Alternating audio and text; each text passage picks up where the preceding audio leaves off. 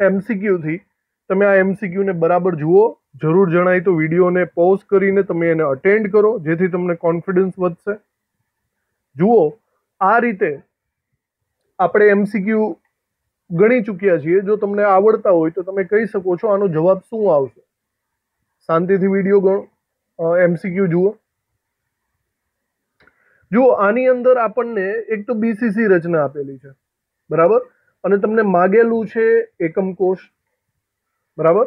તો બીસીસી રચના માટે હું એવું કહી શકું છું, બીસીસી રચના માટે કે બે પરમાણુ હોય ત્યારે એક એકમ કોષ બને. યાદ હશે તમને? ઓકે, બીસીસી માટે બે પરમાણુ હોય ત્યારે એક એકમ કોષ બને. જો તમારે એકમ કોષને ફાઇન્ડ આઉટ કરવો હોય, ધેટ મીન્સ તમારી પાસે પરમાણુ હોવા જોઈએ. તો રકમમાં જુઓ, પરમાણુ છે તમારી પાસે? નહીં. તમારી પાસે ગ્રામ આપેલા છે અને પરમાણુ ભાર આપેલો છે. તો આપણે એક વસ્તુ કરી શકીએ છીએ, આપણે પરમાણુ ભારમાંથી તમે એવોગેડ્રોના મોલ કોન્સેપ્ટના નિયમ પ્રમાણે તમે પરમાણુઓની સંખ્યા શોધી શકો છો. જુઓ, કંઈક આવી રીતે આપણે કરી શકીએ છીએ કે અણુભાર જેટલો વજન, અહીંયા પરમાણુ ભાર જેટલો વજન લઈ લઈએ તો આપણે લખીએ 39 ગ્રામ. 39 ગ્રામ એનો પરમાણુ ભાર છે. જો પરમાણુ ભાર જેટલું વજન લઈ લઉં તો મને એવોગેડ્રો જેટલી સંખ્યા મળશે. 39 ગ્રામ હોય ત્યારે 6.022 ગુણ્યા 10⁻23 પરમાણુ હોય.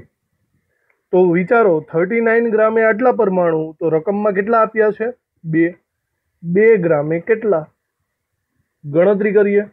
જો તમે આને આવી રીતે ગણતરી કરશો તો આપણને મળશે ચોકડી ગુણાકાર પ્રમાણે 2 ગુણ્યા 6.022 ગુણ્યા 10⁻23 ના છેદમાં 39 ગ્રામ. ચલો આની ગણતરી કરો. તો જુઓ, આની ગણતરી કરીએ. 2 ગુણાકારમાં 6.022 ભાગ્યા 39, આટલું કરતા મને અહીંયા જવાબ મળે છે 0.38, એટલે કે 31. 0.31 ગુણ્યા 10⁻23 પરમાણુ મને આટલો જવાબ મળે છે, બરાબર. તો હવે આને રિલેટેડ જુઓ, આપણે આટલા પરમાણુઓની સંખ્યા મળી ચૂકી છે. તો હવે વાત આગળ વધારીએ. બે પરમાણુ એ એક એકમ કોષ બીસીસીમાં હોય છે. તો જો બે પરમાણુ એ એક હોય તો 0.31 × 10⁻23 આટલા પરમાણુ એ કેટલા? આવું સ્ટેપ માંડી શકાય છે. એનો મતલબ આપણી પાસે જવાબ આવશે 0.31 × 10⁻23 ના છેદમાં 2. ગણતરી કરીએ. 0.31 ભાગ્યા 2 કરી નાખીએ તો આપણને અહીંયા જવાબ મળે છે 0.15 ગુણ્યા 10⁻23 એકમ કોષ, બરાબર. તો આને રિલેટેડ તમે જવાબ સમજી શકો છો. અહીંયા આપણને ઓપ્શન્સ આપેલા છે. જો તમે પોઈન્ટ આ બાજુ ખસેડશો તો 1.5 ગુણ્યા 10⁻22 થઈ જશે, બરાબર, જેને રિલેટેડ આપણો જવાબ આવે છે ઓપ્શન એ. તો આવી રીતના ફર્સ્ટ એમસીક્યુનો આ જવાબ છે. આવા એમસીક્યુ આગળ પણ આપણે કરી ચૂક્યા છીએ, તો આપણને આ આવડવા જોઈએ. ચલો આગળ વધીએ સેકન્ડ એમસીક્યુ ઉપર. ચલો એવી જ રીતના કંઈક એમસીક્યુ આપેલો છે. જુઓ, બીસીસી રચના છે. પહેલાં તમે તમારી રીતના ટ્રાય કરશો તો વધારે સારું રહેશે, પછી મારા જવાબ સાથે મેચિંગ કરી લેજો. તમને અહીંયા એકમ કોષ આપી દીધા છે તો પરમાણુ માગેલા છે. હવે ઊંધી વાત કરી દીધી, બરાબર. તો જો તમારે પરમાણુ શોધવા હોય બીસીસી માટે, આપણે અહીંયા લખી નાખીએ બીસીસી માટે પરમાણુ શોધવા છે. તો હું એમ લખી શકું બીસીસી માટે એક એકમ કોષ બરાબર 2 પરમાણુ. થાય કે નહીં? તો અહીંયા તો તમને ડાયરેક્ટ એકમ કોષ આપી જ દીધેલા છે, મતલબ ડબલ વખત ગણતરી કરવાની જરૂર જ નથી. તો આપણે એક એકમ કોષે 2 પરમાણુ એ તો સમજીએ જ છીએ. માટે રકમમાં કેટલા આપ્યા છે? 12.08 ગુણ્યા 10⁻23 આટલા એકમ કોષ હોય ત્યારે પરમાણુ કેટલા? સિમ્પલી અહીંયા ગુણાકાર જ થવાનો છે, બરાબર.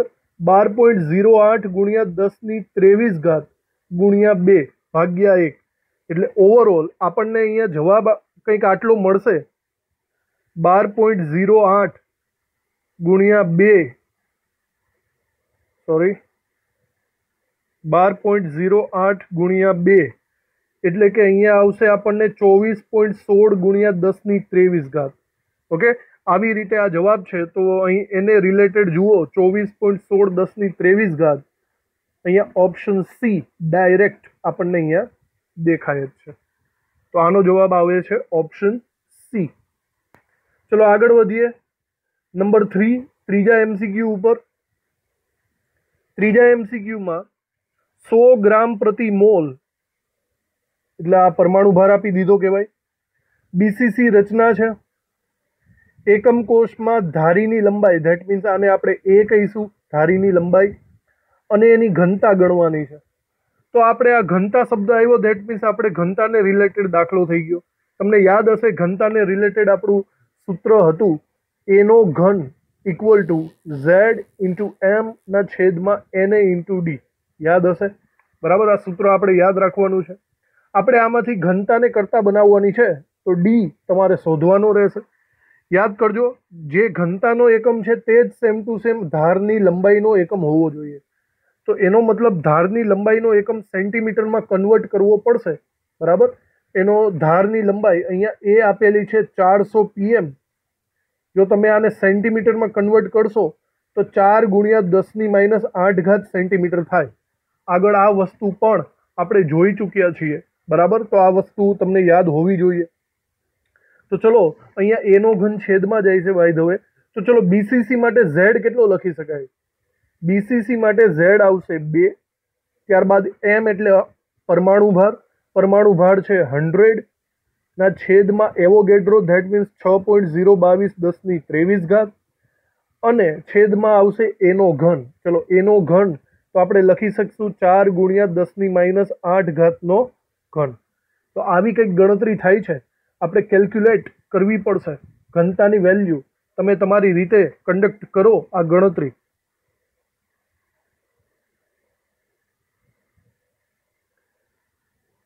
ચારનો ઘન એટલે કે ભાગાકારમાં 4 3 વખત આવશે. તો આટલું કરતા મને 0.52 જવાબ મળે છે. અને 10⁻1 છેદમાં છે. જે ઉપર આવશે તો 10⁻+1 થશે, એટલે કે +1 થાય તો 5.2 મારો જવાબ આવવો જોઈએ. 5.2 ગ્રામ પર સેન્ટીમીટર ક્યુબ. તો અહીંયા મારો આન્સર દેખાય જ છે. 5.2 નો nearby answer option D. તો ત્રીજા એમસીક્યુની ગણતરી આ રીતે થઈ શકે છે. આગળ વધીએ ચોથા એમસીક્યુ તરફ. નંબર 4. ચલો ઘનતાનો દાખલો છે, અગાઉ ગણાવ્યો તે જ રીતના તમે આ દાખલાને કન્ડક્ટ કરો બરાબર રીતે. એફસીસી રચના છે. તત્વનું દળ આપ્યું છે. જોજો અણુભાર નથી આપ્યો, તત્વનું દળ આપ્યું છે. તેની ઘનતા આટલી છે, ધારીની લંબાઈ આટલી છે. તો પરમાણુની સંખ્યા શોધો. ઓકે, તો આવો દાખલો પણ એક આપણે આગળના લેક્ચર્સમાં કરી ચૂક્યા છીએ. અહીંયા ઘનતાનું આપણે પ્રોપર સૂત્ર મૂકી દઈએ. બરાબર? ઘનતાનું સૂત્ર થશે એનો ઘન is equal to Z into M upon એને ઇન્ટુ ડી. તો ચલો કિંમત મૂકીએ. અહીંયા એ ધારની લંબાઈ પીએમમાં આપેલી છે, એને આપણે ફેરવવી પડશે. તો એ ઇઝ ઇક્વલ ટુ 100 pm છે. તો જો તમારે એને સેન્ટીમીટરમાં ફેરવવું હોય, સેન્ટીમીટરમાં ફેરવવું જ પડશે. તો 1 ગુણ્યા 10⁻8 સેન્ટીમીટર થાય. ચલો તો ઓવરઓલ એનો ઘન ધેટ મીન્સ 10⁻8 નો ઘન થઈ જશે. તમારે ઝેડ, અહીંયા એફસીસી રચના છે તો ઝેડ 4 આવશે. અણુભારની જગ્યાએ તમે તત્વનું દળ લઈ શકો તો એને રિલેટેડ તમને સંખ્યા મળશે. તો અહીંયા તમે અણુભારની જગ્યાએ 100 ગ્રામ લઈ લ્યો તો તમને અહીંયા સંખ્યા મળી જશે. જેટલી પણ સંખ્યા તમારે શોધવાની છે 100 ગ્રામને રિલેટેડ એ. અને ઘનતા તમને આપેલી છે 10. તો ઓવરઓલ આ ઇઝી એવી મેથડ થઈ જશે. તો તમે સંખ્યા, પરમાણુઓની સંખ્યાને કરતા બનાવો, 10⁻8 ને છેદમાં લઈ જાઓ તો તમને ખબર પડશે કે અહીંયા ડાયરેક્ટલી તો આ ઉડી જ જાય છે. ઓકે, અહીંયા આવી જશે 40. આ 10⁻8 * 24 -24 આ બાજુ આવે તો +24 થઈ જશે.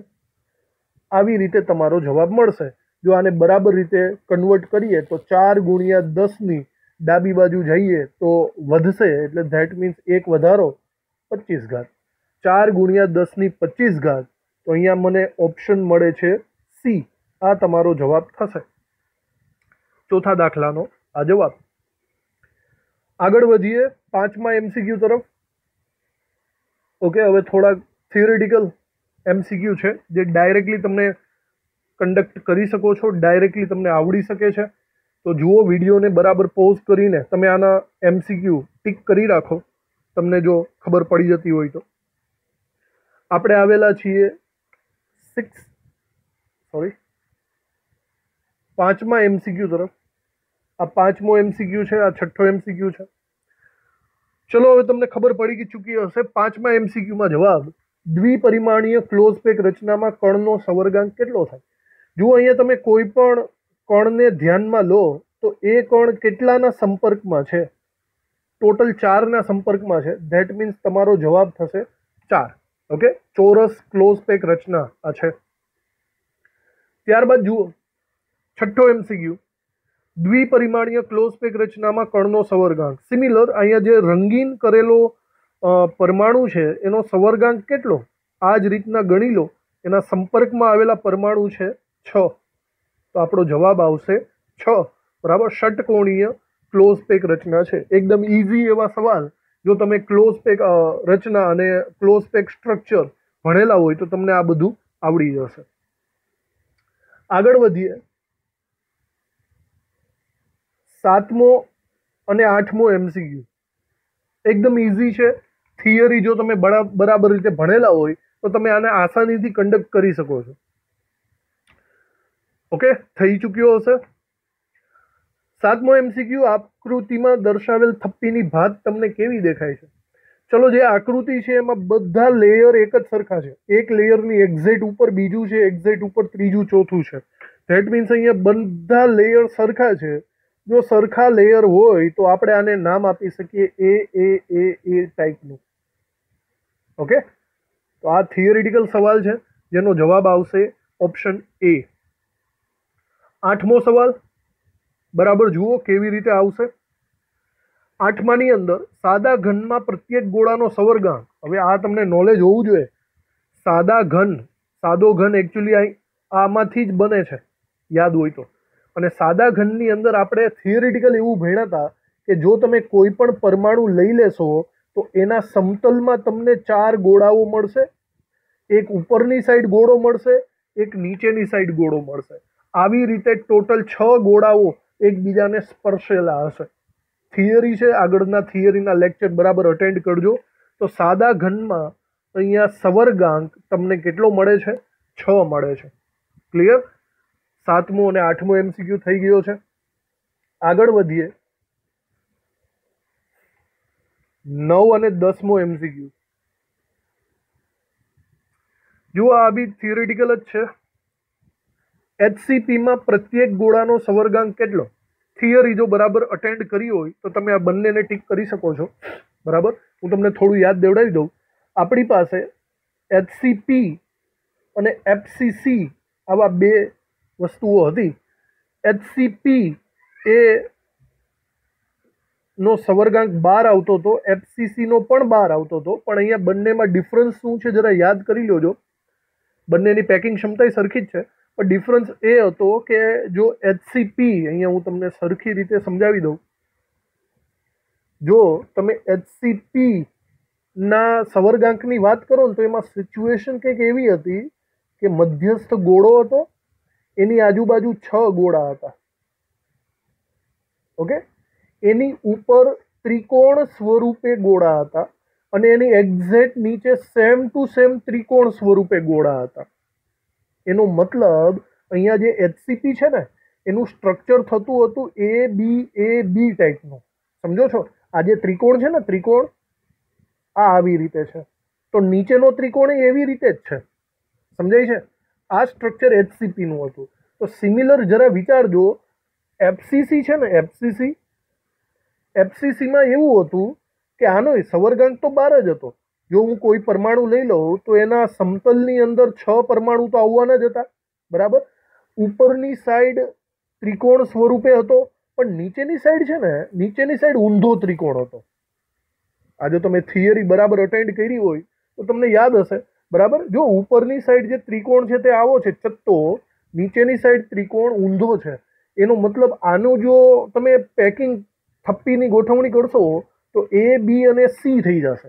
એબીસી એબીસી એબીસી આવી ગોઠવણી થતી હતી. આ બે વસ્તુમાં ડિફરન્સ આટલો છે, બરાબર રીતે યાદ રાખજો. હાલ પૂરતો આપણો સવાલ તો એટલો જ છે કે એચસીપીમાં સવર્ગાંક કેટલો, તો આપણો જવાબ કેટલો આવશે અહીંયા? 12. એચસીપી અને એફસીસી બંનેમાં સવર્ગાંક આવે છે 12. એને જ રિલેટેડ જુઓ, એફસીસીમાં થપ્પીની ભાત કેવી, મેં હમણાં તમને અહીંયા સમજાવી દીધું, જરા જોઈ લો.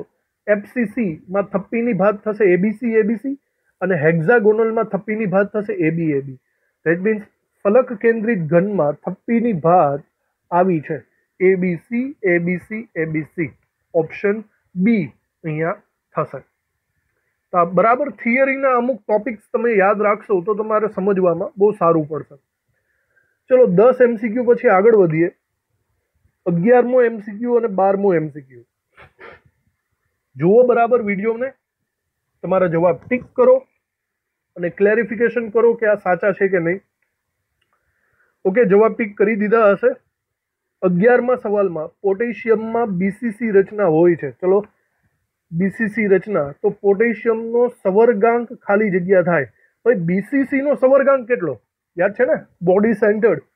તો બીસીસીમાં આપણે એવું ભણી ચૂક્યા છીએ કે કોઈ ગોળો મિડલમાં હોય ને તો એની ઉપરની સાઈડ 4 ગોળા હોય અને એની નીચેની સાઈડ 4 ગોળા હોય. યાદ કરો, ઉપરની સાઈડ 4 ગોળા અને નીચેની સાઈડ 4 ગોળા. આવી રીતે 3 ડાયમેન્શન આકૃતિમાં વિચારો તો 8ના સંપર્કમાં આવે એટલે કે અહીંયા બીસીસી નો સવર્ગાંક 8 થશે. ત્યારબાદ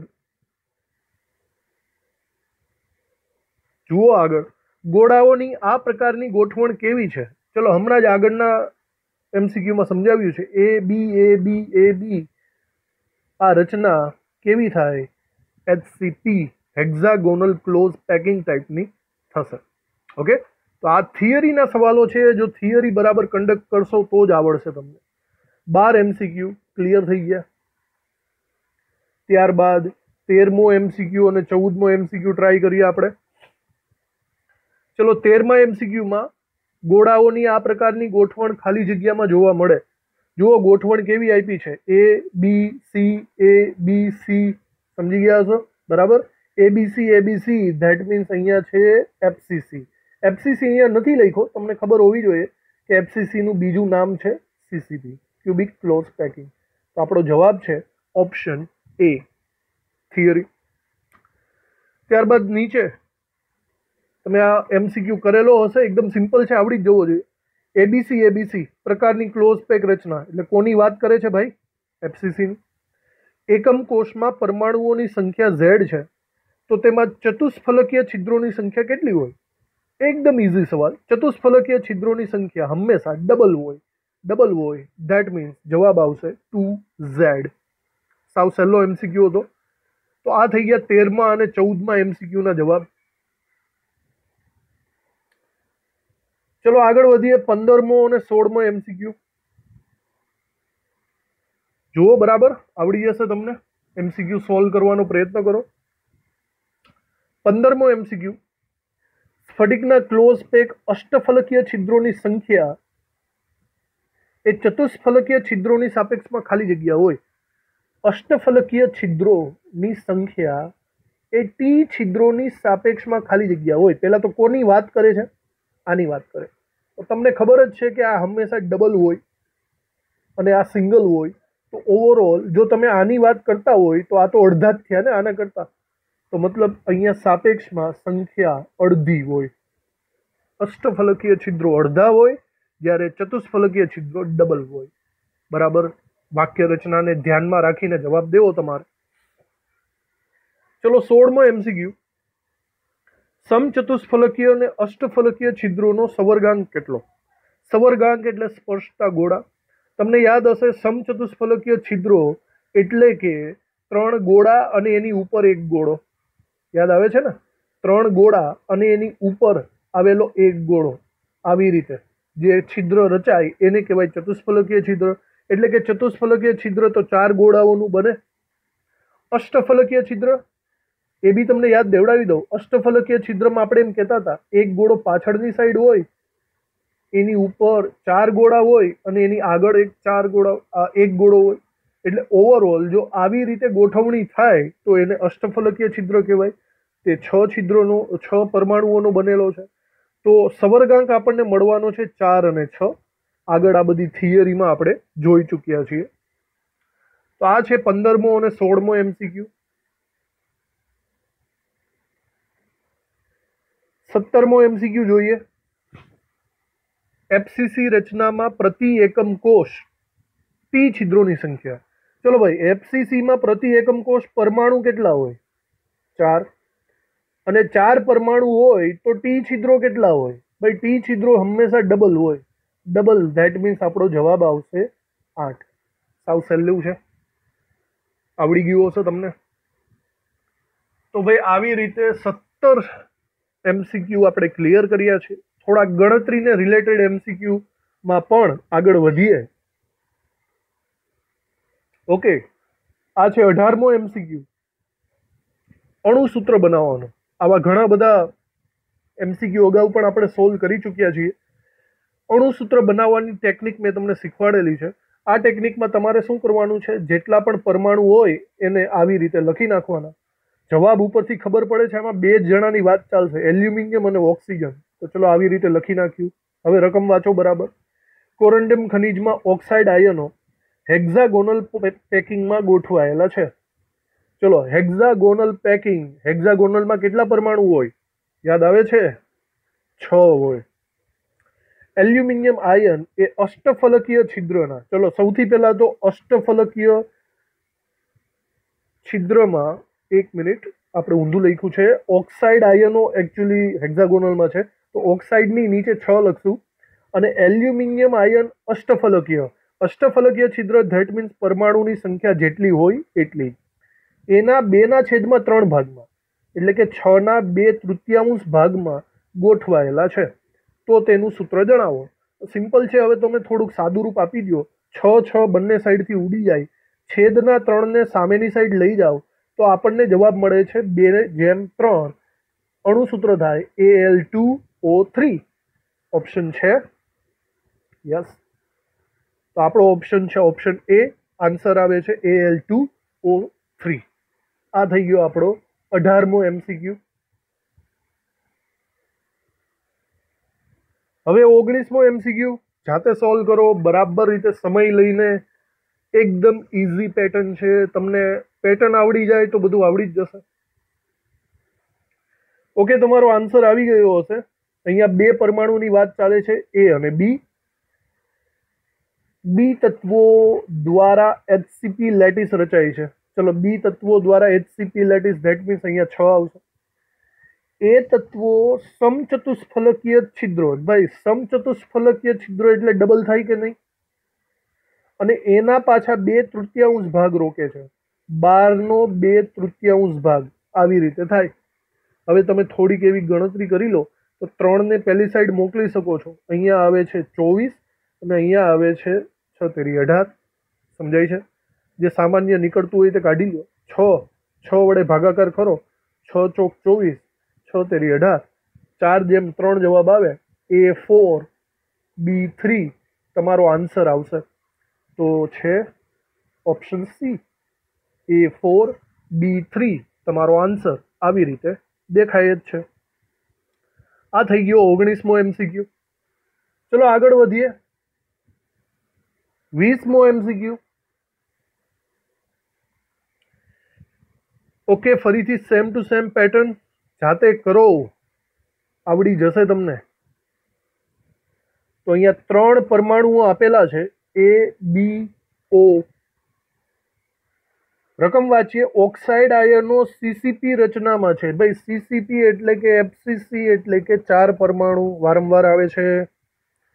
ધન આયન A દ્વારા ચતુષ્ફલકીય છિદ્રોનો 6થો ભાગ ઢંકાયેલો છે. એની અંદર ચતુષ્ફલકીય છિદ્રો ધેટ મીન્સ ડબલ 4 ના 8 અને એનો છઠ્ઠો ભાગ એટલે ગુણ્યા 1/6. ઓકે. ધન આયન બી દ્વારા અષ્ટફલકીય છિદ્રનો ત્રીજો ભાગ છે.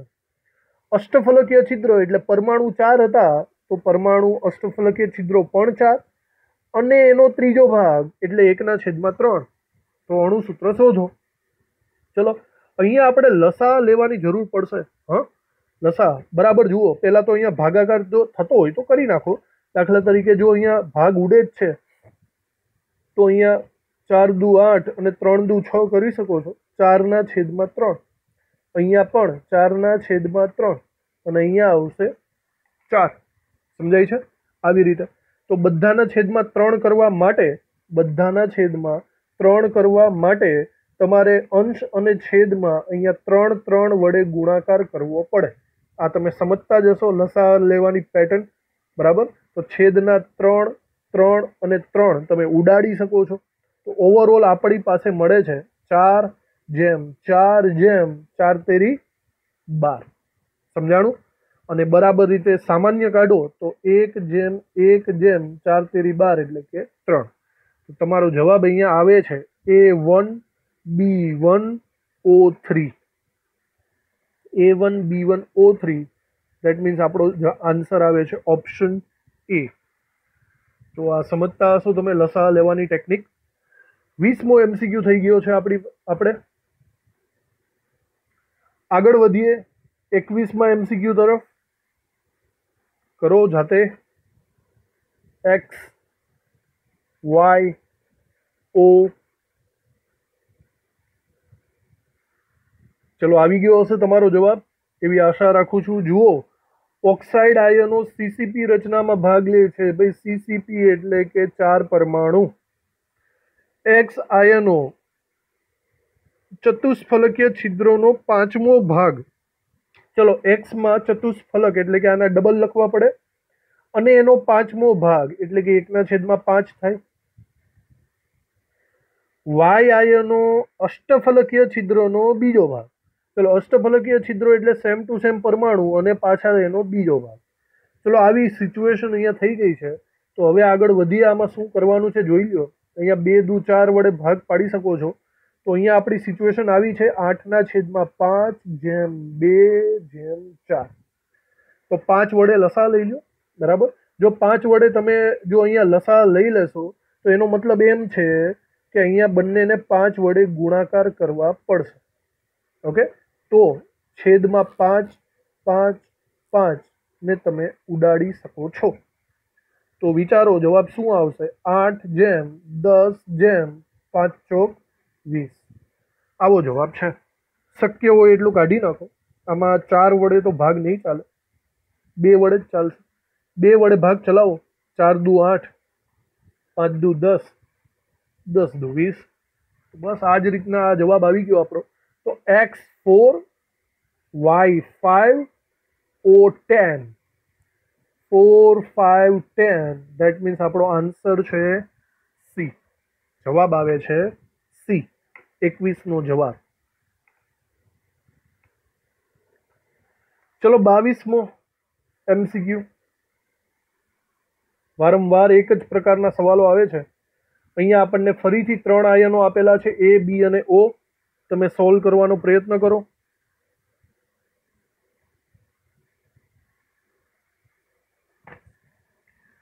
ઓકે, સોલ્વ થઈ ચૂક્યો હશે.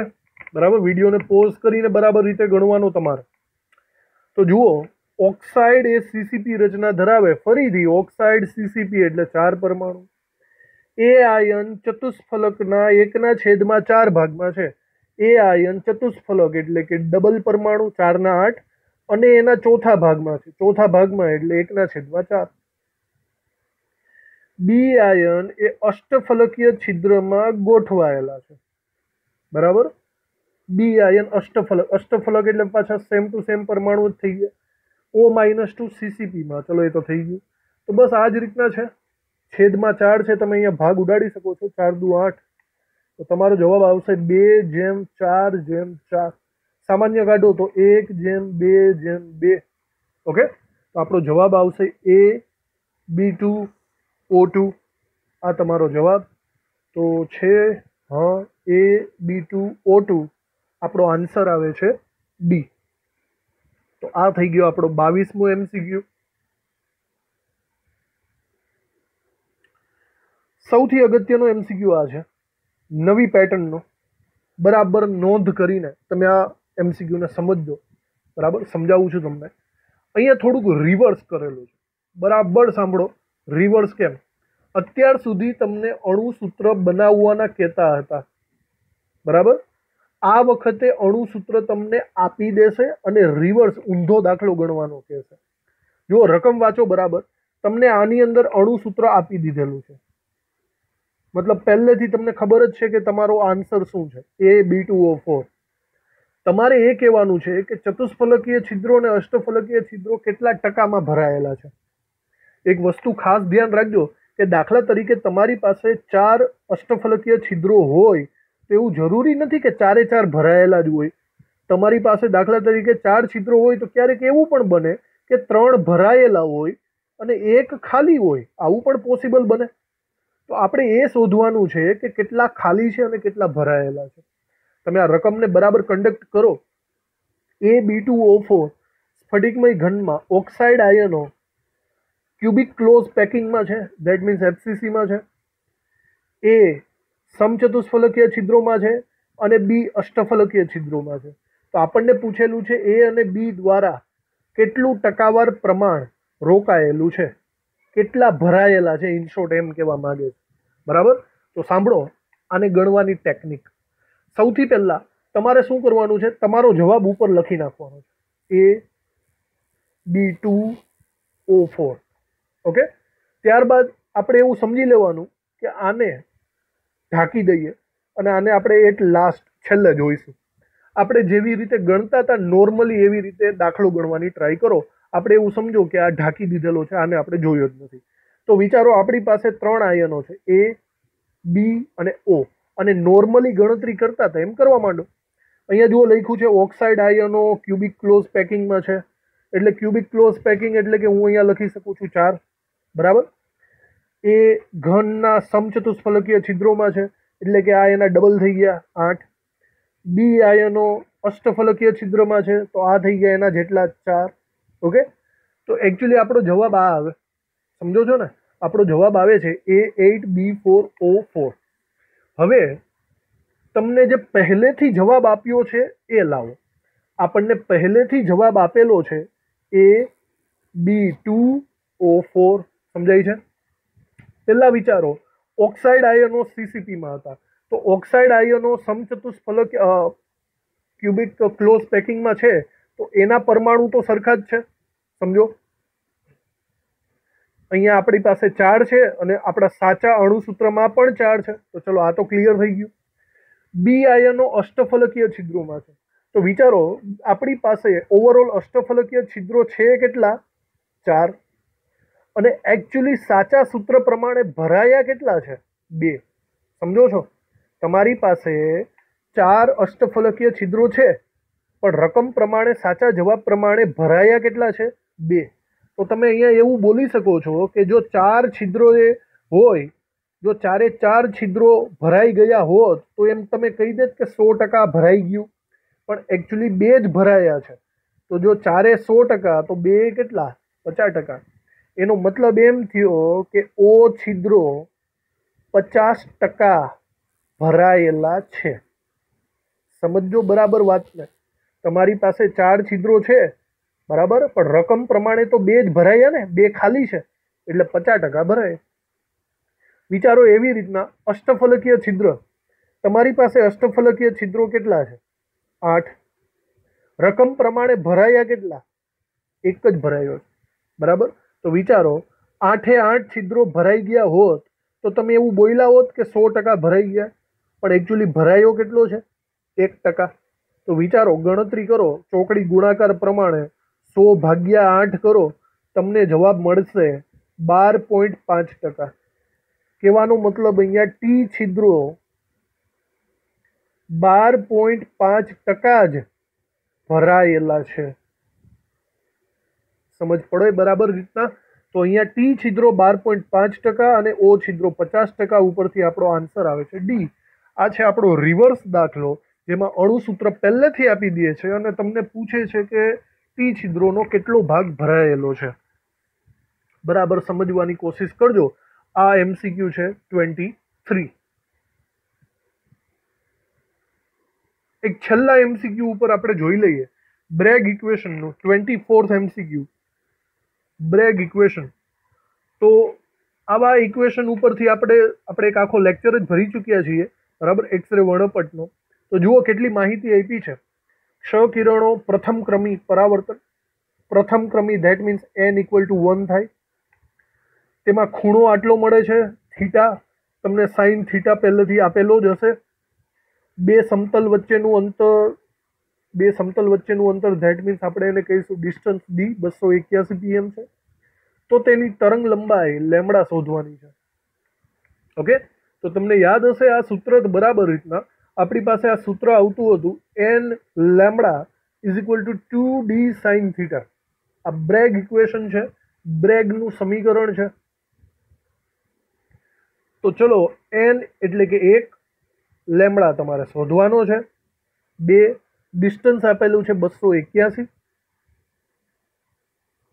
અને સાઇન 11.8 ડિગ્રી. સાઇન 11.8 ડિગ્રી તમને આપી જ દીધેલું છે, એ છે 0.2045. તમારે આની ગણતરી કરવી પડશે. તમારે અહીંયા લેમડા લાવવાનો છે, તો ગણતરી કરો બરાબર રીતના.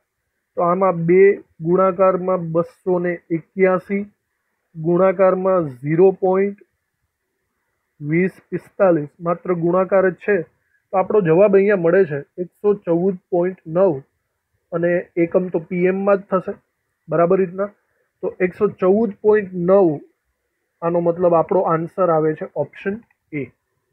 તો આવી રીતે ખૂબ જ ઇમ્પોર્ટન્ટ એવા MCQs આપણે આ લેક્ચર્સની અંદર કલેક્ટ કરી દીધા છે, બરાબર. આગળ જતાં આપણે વારંવાર આવા MCQની જરૂર પડશે, તો આ તમે પ્રિફર કરજો. તમારા મટીરિયલને બરાબર રીતે સોલ્વ કરજો. આગળ આપણે JEE અને નીટને લગતો ટોપિક ચાલુ કરવાનો છે. તો નેક્સ્ટ લેક્ચરમાં આપણે